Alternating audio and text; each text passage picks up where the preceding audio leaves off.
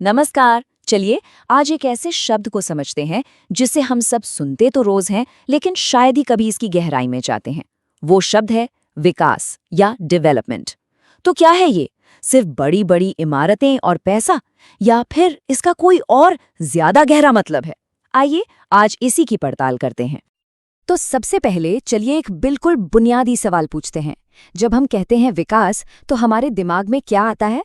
ये सिर्फ एक शब्द नहीं है दोस्तों, ये एक ऐसा आइडिया है जो किसी भी देश की पॉलिसीज, वहाँ के लोगों की जिंदगी और यहाँ तक कि हमारे प्लैनेट के भविष्य पर भी सीधा असर डालता है। पहली नज़र में तो विकास का मतलब बड़ा आसान लगता है, मतलब तरक्की करना, चीज़ों को पहले से बेहतर बनाना। लेकिन जैसा कि हम देखेंगे, ये इतना सीधा भी नहीं है। इसमें कई पहलू हैं और कई बार तो एक इंसान की तरक्की दूसरे के लिए मुसीबत भी बन जाती है। अगर हम इसकी किताबी परिभाषा पर जाएं, तो विकास का मतलब है किसी चीज को बेहतर बनाना। इसमें इनकम बढ़ना, ज्यादा आज़ादी मिलना, सुरक्षा और एक अच्छा लाइफस्टाइल, ये सब शामिल हैं। सुनने में तो बड़ा अच्छा और सीधा साधा लगता है ना? पर कहानी में असली मोड़ यहीं आता है। देखिए, जिसे एक इंसान विकास समझता है, हो सकता है दूसरे के लिए वो बर्बादी हो। जैसे सोचिए एक उद्योगपति के बारे में। उसके लिए एक नया डैम बनाना मतलब फैक्ट्रियों के लिए ज्यादा बिजली, यानी देश की तरक्की। लेकिन उसी जमीन पर रहने वाले आदिवासी समुदाय का क्या? उनके लिए तो वो डैम उनके घरों, उनकी जमीन और उनकी पूरी जिंदगी को डुबो देने वाला एक विनाश है। तो इस उदाहरण से दो बातें बिल्कुल साफ हो जाती हैं। पहली, हर किसी के लिए विकास का मतलब एक जैसा नहीं होता, सबके लक्ष्य अलग अलग हो सकते हैं।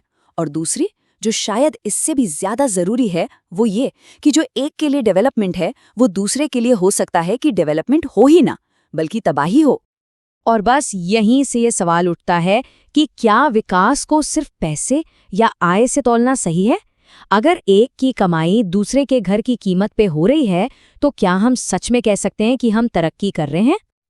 असल में हम सबकी जिंदगी दो तरह की चीजों पर टिकी होती है। एक है भौतिक लक्ष्य, मतलब वो चीजें जो हम पैसे से खरीद सकते हैं, एक अच्छा घर, एक गाड़ी, बढ़िया खाना।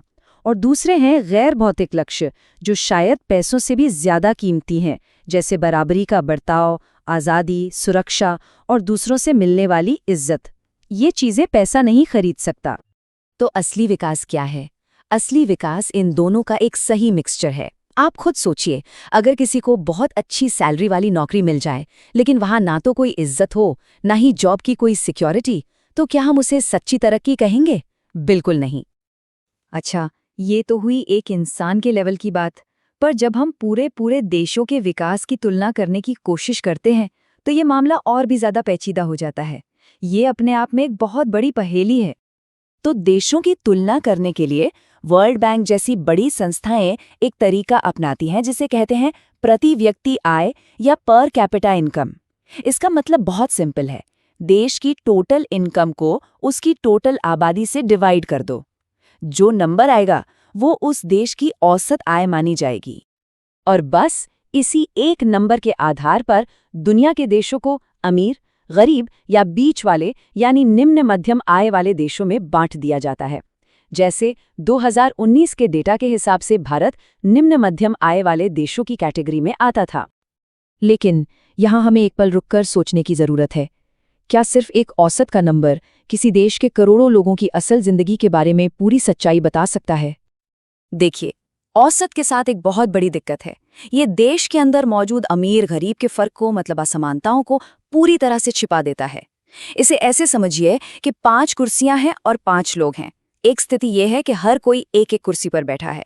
दूसरी स्थिति यह है कि एक आदमी 4 कुर्सियों पर कब्जा करके बैठा है और बाकी 4 लोग एक कुर्सी शेयर कर रहे हैं। औसत तो दोनों जगह एक कुर्सी प्रति व्यक्ति ही आएगा। पर क्या असलियत एक जैसी है? नहीं। चलिए, इसे समझने के लिए अपने ही देश की 3 राज्यों का उदाहरण लेते हैं। अगर हम सिर्फ प्रति व्यक्ति आय देखें, तो इन आंकड़ों के हिसाब से हरियाणा सबसे विकसित राज्य लगता है, उसके बाद केरल और फिर बिहार। लेकिन क्या यही पूरी कहानी है? अब जरा इन आंकड़ों पर नजर डालिए। यहाँ तस्वीर बिल्कुल पलट जाती है। जैसे ही हम आय के अलावा सेहत और शिक्षा जैसे दूसरे जरूरी पैमानों को देखते हैं, तो केरल, जिसकी प्रति व्यक्ति आय हरियाणा से कम थी, वो इन मामलों में हरियाणा से कहीं आगे निकल जाता है। इन्हीं में से एक पैमाना है शिशु मृत्यु दर यानी IMR। ये आंकड़ा बताता है कि किसी जगह पर पैदा होने वाले हर 1000 बच्चों में से कितने बच्चे 1 साल का होने से पहले ही दम तोड़ देते हैं। ये नंबर जितना कम होता है, उस जगह की स्वास्थ्य व्यवस्था उतनी ही बेहतर मानी जाती है। दूसरा जरूरी पैमाना है साक्षरता दर, मतलब 7 साल या उससे ज्यादा उम्र के कितने लोग पढ़ लिख सकते हैं। जाहिर सी बात है, ये नंबर जितना ज्यादा होगा, उस समाज को उतना ही शिक्षित और तरक्की पसंद माना जाएगा। तो केरल का उदाहरण हमें क्या सिखाता है? ये साफ साफ बताता है कि विकास का मतलब सिर्फ जेब में पैसा होना नहीं है। केरल ने स्वास्थ्य और शिक्षा जैसी पब्लिक सर्विसेज पर बहुत ध्यान दिया, और नतीजा ये है कि वहाँ के लोगों का जीवन स्तर बेहतर है। ये इस बात का सबसे बड़ा सबूत है कि आपकी जेब में रखा पैसा वो सब कुछ नहीं खरीद सकता जो एक अच्छी जिंदगी जीने के लिए जरूरी है। इसी वजह से अब दुनिया भर में सिर्फ आय को विकास का पैमाना नहीं माना जाता। संयुक्त राष्ट्र एक बेहतर तरीका इस्तेमाल करता है, जिसे कहते हैं मानव विकास सूचकांक या HDI।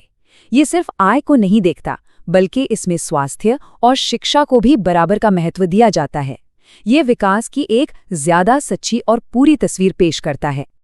और अब आखिर में एक सबसे बड़ा और जरूरी सवाल, हम विकास की जिस राह पर इतनी तेजी से भागे जा रहे हैं, क्या वो रास्ता सही भी है? क्या वो टिकाऊ है? मतलब, क्या हम एक ऐसा भविष्य बना रहे हैं जो आने वाली पीढ़ियों के काम भी आएगा? और यहीं पर कॉन्सेप्ट आता है सतत विकास का, यानी सस्टेनेबल डेवलपमेंट।